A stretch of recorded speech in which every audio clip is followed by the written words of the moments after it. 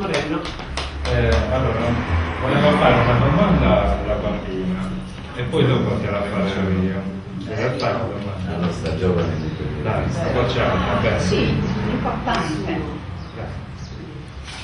Cosa fa la regione per i bambini? Ecco, questa era una domanda.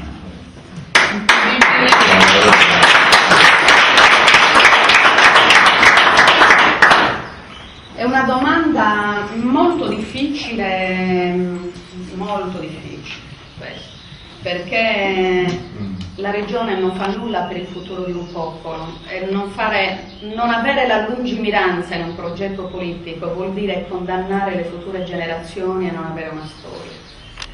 Con tutto quello che la regione sta facendo, le grosse scelte di tipo economico, in generale, culturali, di sanità, eccetera, è quella di togliere i diritti essenziali e inalienabili alle future generazioni. Per cui mi dispiace Aurora doverti dare una brutta notizia, ma l'aspetto bello è che noi riusciremo a vincerla questa politica e cambieremo.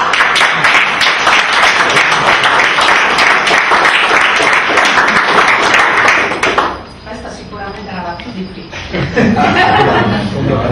Per fortuna te ne faccio una facile. Ehi. Dai. No, sulla linea di quello che dicevi prima, sul fatto che il percorso per arrivare all'indipendenza non è un percorso breve, comunque non è una cosa, diciamo, uno schiocco di dita, è ovviamente un percorso fatto di tappe, di una strategia ben studiata e di una serie di cose che devono essere poi funzionali per la successiva.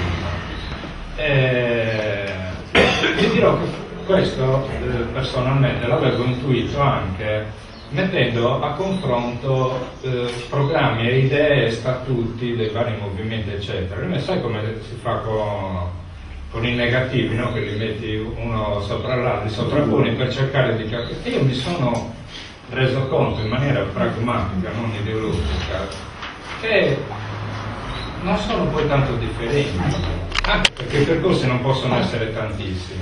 La domanda. Sì. Quindi quello che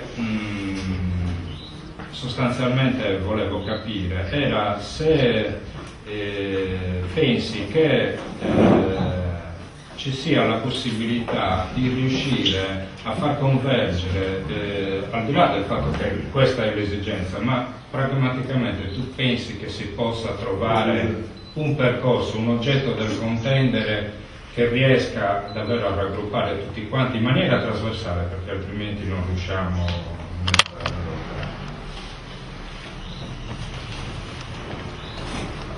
Devo dire che non solo è possibile, ma è indispensabile. Cioè la storia ci sta mettendo molta fretta e volevo anche rispondere al discorso della tempistica. Sì, il problema è stato posto prima di Matteo Moro. Dobbiamo correre perché l'indipendentismo è in una situazione di profonda arretratezza, non solo sull'elaborazione di un'unione di tutte le forze, ma è in una situazione di arretratezza rispetto alla storia, perché la storia ci sta chiedendo di fare in fretta, perché non ci sarà un domani sereno per noi.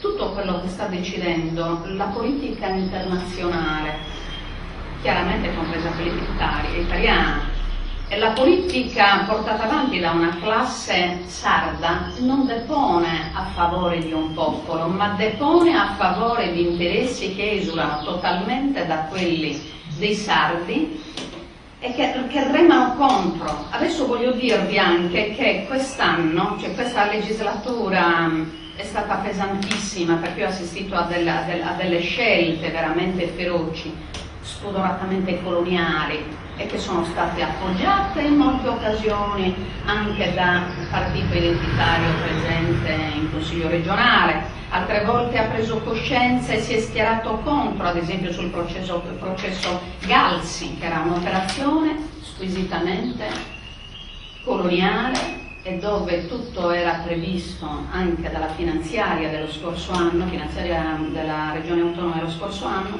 era previsto addirittura che noi dovessimo comprarci quella servitù per 150 milioni, cioè 150 milioni tolti dai nostri poveri, dai nostri studenti precari, dalla disperazione della nostra gente per acquistarci una servitù di passaggio che nulla ci avrebbe dato oltre la devastazione. Questo. Di fronte a questi scenari che non finiscono mai, adesso per dare giusto l'idea, l'Italia ha dichiarato che la Sardegna è quella regione fra le italiane che ha fatto una raccolta differenziata molto interessante, per cui noi dovremmo essere in testa rispetto a questo grande vantaggio. E allora io faccio il ragionamento logico che se davvero noi siamo stati così bravi nel portare avanti una raccolta differenziata, quindi i nostri inceneritori dovrebbero andare naturalmente ad essere dismessi, no? E invece no.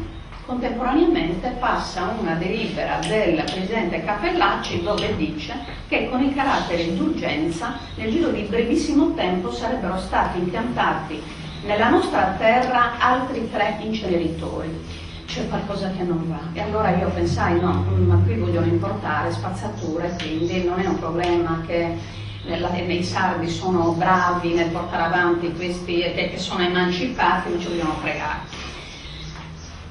Questi sono gli scenari più innocenti. E allora vuol dire che noi, questa classe politica sarda, che si è arricchita in questi 60 anni di autonomia, che ha usato l'autonomia come alibi per fare gli inciucci con la politica italiana, con le multinazionali, e che non fa gli interessi di un popolo, e allora dobbiamo fare in fretta noi, ma noi dobbiamo fare in fretta non solo perché la nostra terra e il nostro popolo ha bisogno del contributo del mondo indipendentista sincero, ma bisogna fare in fretta anche per un altro dato importante, cioè che ci stanno colpendo con le leggi. Noi oggi ci troviamo con un consiglio regionale, quindi con una classe politica sarda che elabora delle leggi contro il popolo sardo. Questo non va bene. E noi dove siamo?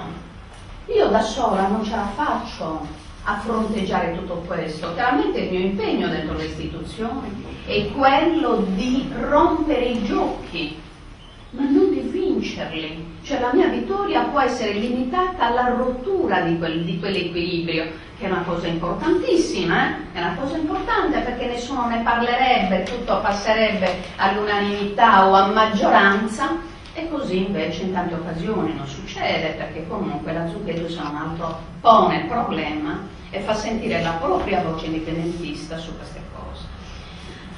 E quindi qui poi qualcuno sicuramente mi porrà la domanda su che cosa sta succedendo anche sulla legge elettorale.